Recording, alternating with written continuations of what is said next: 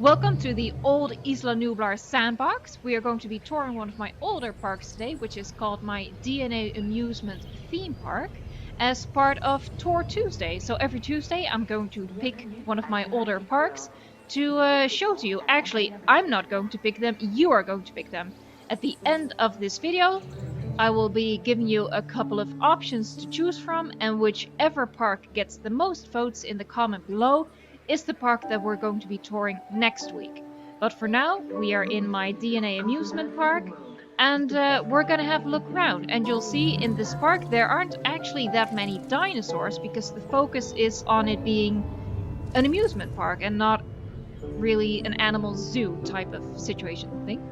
So as you can see in the background, we have a bit of a crazy monorail. That's our roller coaster, the slowest roller coaster in the world, but still, it counts. We're just gonna have a look around. So this is the entry point. I just kept getting really distracted by the voiceover lady talking in all of the languages. I've done this intro like 7 times because I kept losing my train of thought every time. Every time she does that, I'm like, ooh. So off to the left, we have a bit of a boulevard with some guest facilities, and we have the hotels over there, but we can't get to the hotels from here, so we're gonna move back over. Is that a solar panel? What is that? Oh, I'm sorry. Distracted much? So we have a ton more facilities over here. It's really crowded, as you can see. I'll check later how many guests are actually in the park, but it's doing pretty well, even though, yeah, the dinosaur number is quite low. So I don't think this is a 5-star park because it doesn't meet the dinosaur requirements. But other than that, it's pretty cool. And what's different about this park is that I've used a lot of things that are in the game in a way you're not really supposed to. And what I mean by that is, you know, this game requires a bit of creativity to work around the limitations of what's available in the game. So I've reassigned, or rather repurposed, a couple of buildings and other features. Oh, we're inside a tree. Lovely. I'm pretty sure he did not give consent for that, so that's worrisome. So this is just the street that accesses all of the hotels, and to the right of that street we have what is supposed to be sort of like our water park. So what I imagined is this is the pool with like a rapids section to swim through. People can set up their chairs here to sunbathe, lay down a towel, you know, do the classic vitamin D exposure therapy. We have another pool back here, which I, you know, consider more of the adult pool, which is why there is a bar nearby. And, you know, this tiny little puddle, which is supposed to be a jacuzzi. Obviously, you know, it doesn't really work like that. But again, this park is all about using your imagination. So we have a bar right by the pool, so people can swim while drunk. That sounds really safe. No, don't do that. It's ill-advised. Trust me. But yeah, in those hotel resorts, you always see like a bar actually inside the pool. So we can't do that, but that's kind of what I was going for. You know, people like to drink and swim at the same time. So we're gonna move back over to, I guess this would be our main street, from where people actually access the theme park part of the park. That was smooth. So we have a ton more facilities, another bar, an arcade, a toy shop, bowling alley, you know, all kinds of things to keep the kids happy, even though there aren't actually any kids in any of the Jurassic World Evolution parks. So there's that. I have a bit of a monorail thing over here that sort of serves as a gate, give it a little bit of grandeur, so to speak. What we have to the left right now is the Gyrosphere tour, and the Gyrosphere tour is called the Mr. DNA Gyrosphere tour, and I'll show you in a second why that is. I'm pretty sure she just pulled a full-size tablet out of the back pocket of her pants. That's pretty weird.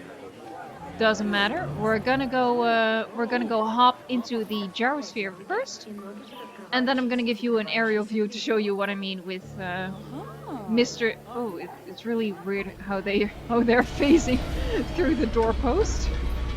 Yeah, but I'm gonna show you why it's called the Mr. DNA gyrosphere tour. Oh, ooh. All right. What's happening? Okay, here we go. So here we are in the gyrosphere tour. Let's just pretend, we're all kitties having fun over here. We have a triceratops. There are only herbivores in this exhibit because it was supposed to be, kid-friendly, accessible, not dangerous. So what else in here? We have stegosaurus.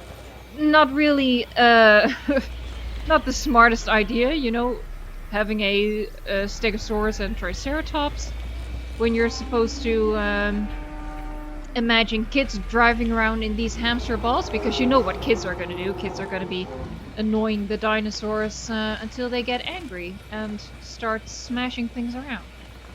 But yeah, we're not really gonna follow the tour. We're just gonna look at the dinosaurs. We have a couple of apatosaurs over here, more stegos, and as you can see, there are these circles of path in here, and that's why it's called the Mr. DNA. We're being chased by something.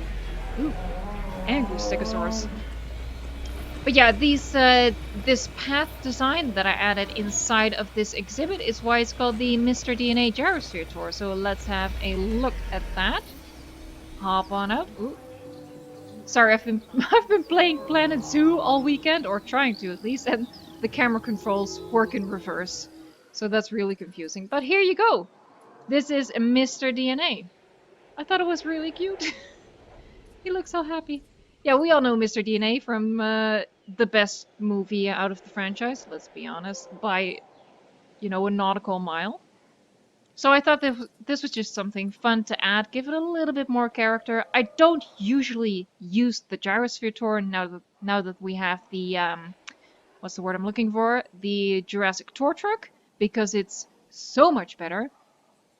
But, since it's supposed to be aimed at kids, I think the hamster balls are kind of cute. I think that would appeal more to kids. And I laid down Mr. DNA first. It's actually the very first thing that I built in this park. And then, I just weave the gyrosphere track through the openings in the design. So we're going to move back to capture mode. And we're by a trash bin. That's very nice. Alright, so we just did the gyrosphere tour. Let's move on through the park. We can go over there. We're gonna cross through the grass right now. We're gonna be rebels about it. This is sort of like the beach of the resort. So this is also just another place for the sunbathers to hang out. It's a little bit far away from the closest bar, but they have to make do. So there's a little island in the middle there where they can swim to, have some fun, splash around. What's also over here are some poorly made substitutes for a dock. And I'm just kind of pretending that this is where they'd have little sailboats docked for kids to rent. Sorry. And yeah, just play around with on the lake here. And we have a big old concrete wall over there. That's supposed to be our dam, because on the other side of that wall, the train drops down. And we have the only carnivore in this park is behind the dam. And we're going to be visiting him last, because there's really only one way for guests to see that one particularly dangerous dinosaur, and we're getting to that later. Let's move on. Let's speed things up a bit. Moving back. Alright, so that's the gyrosphere tour. We're gonna move over here first. Slowly, so we don't get motion sickness. Oh right, this fence is supposed to be it's supposed to be our beach volleyball court. Right, let's just move on. Let's just pretend that makes sense. We gotta make do.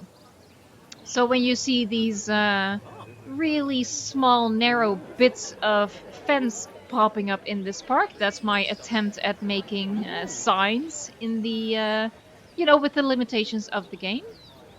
And what this sign says, I know you can't read it, but what it says is that this is the petting zoo.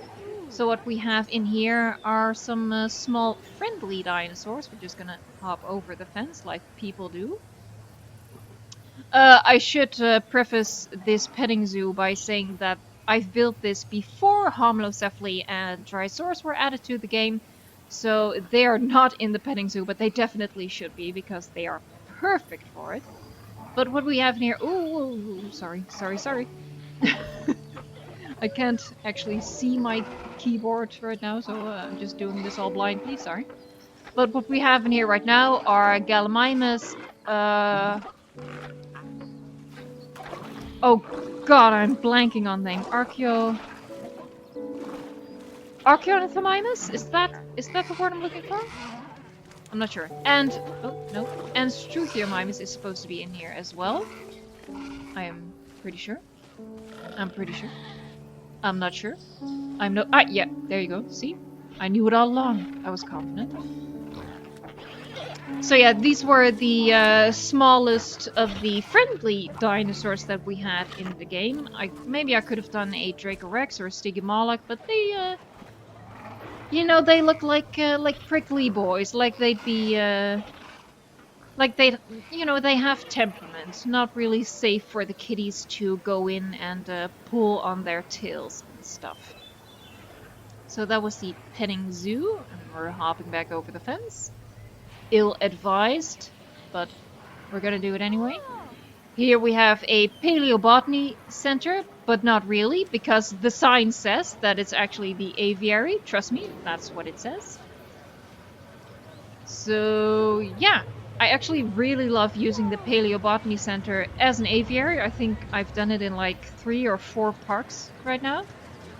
Because the Paleobotany Center, I mean, it's nice.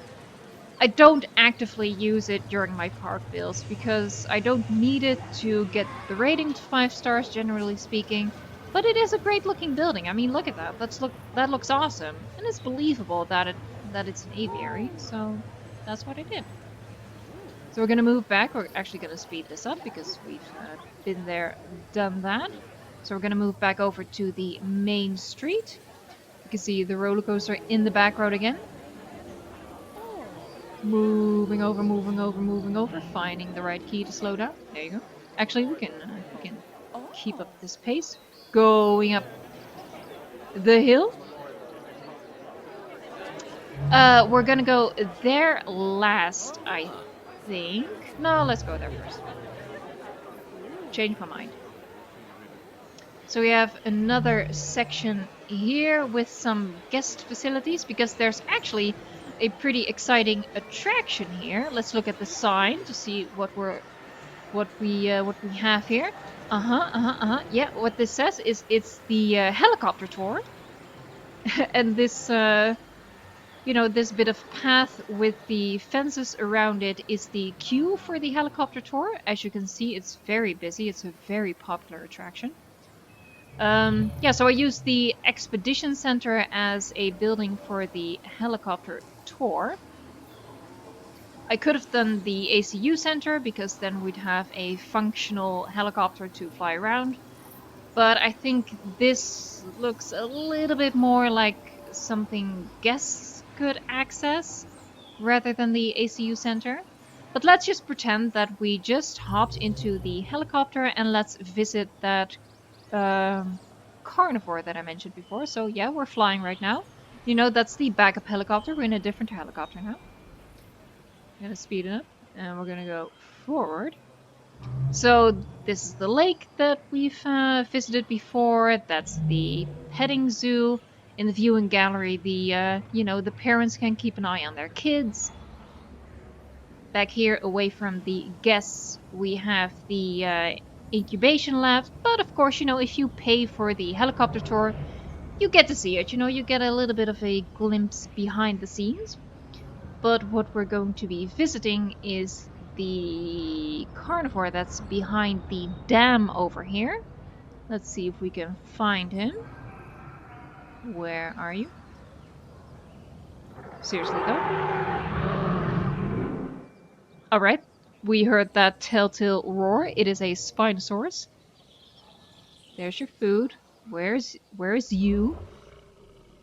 Seriously, dude, where are you? He's shy. Oh, there you go, right below us.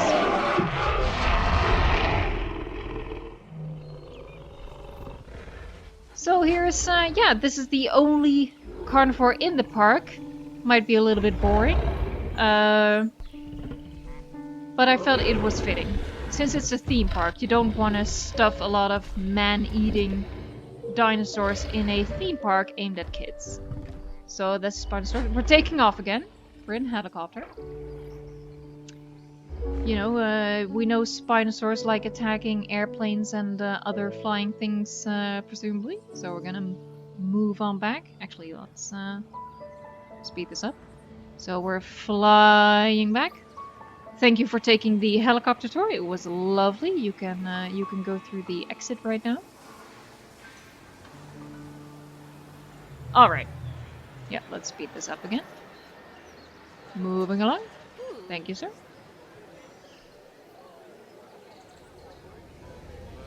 We have another sign here. That sign says, you know, go down here if you want to have a look at the Mr. DNA gyrosphere tour. Again, it's for parents keeping an eye on their kids. Then we have a little roundabout over here and a pretty steep climb up the hill at the top. We have another exhibit over here, but there's nothing to see right now. But that don't matter because we have a really cool way of looking into that exhibit, which I'll show you as we slowly climb up.